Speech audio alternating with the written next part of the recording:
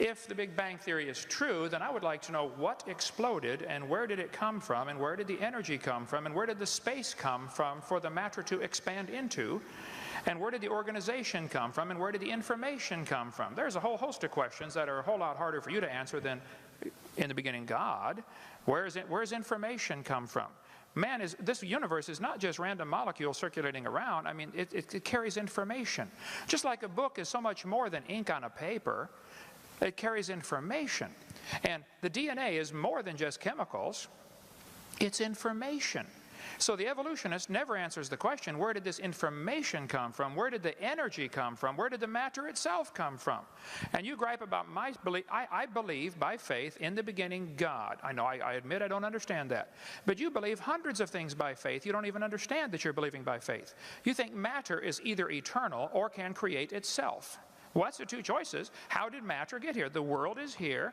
Where did the matter come from? Did it just happen by itself, or is it all just imaginary? We're not really here at all.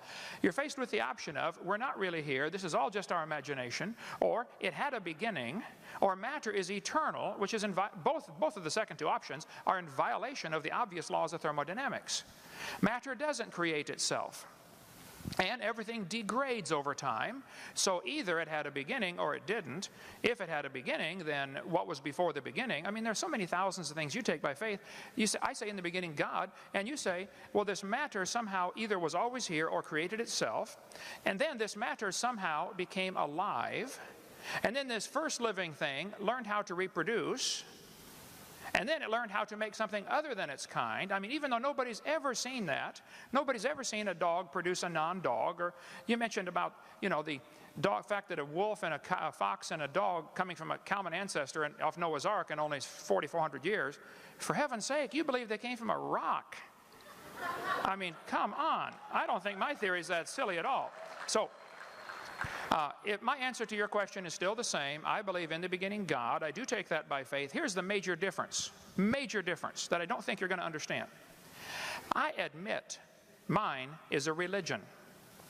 They do not admit theirs is a religion. They want you to think what they believe is science, and all of you should pay for their religion to be taught in this university. And that's the situation we have today, and that's unfortunate. There have always been situations where the majority taught something. I mean, in the Soviet Union 15 years ago, if you stood up and said, hey kids, I don't believe in communism, I think capitalism is a better system, you would be in Siberia if you survived. And here in Emory University, if you stood up in your classroom and said, I don't believe this evolution theory is true, I think it's pretty obvious there must have been a designer to this system, you would be in intellectual Siberia. You would lose your job.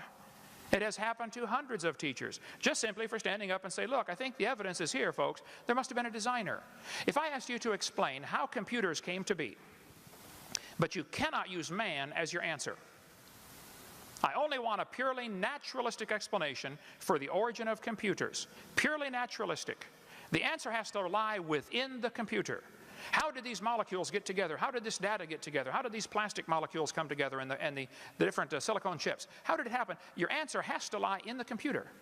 I've already eliminated the only obvious answer to the problem at the beginning by my definition.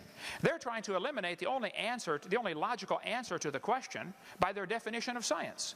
They want to define science as things that we can observe and test and demonstrate in the natural world. Okay, well then that eliminates both evolution and creation. Both are unobserved. We don't see anything change. We don't see anything created from nothing. Here's the problem. Both creation and evolution are religious.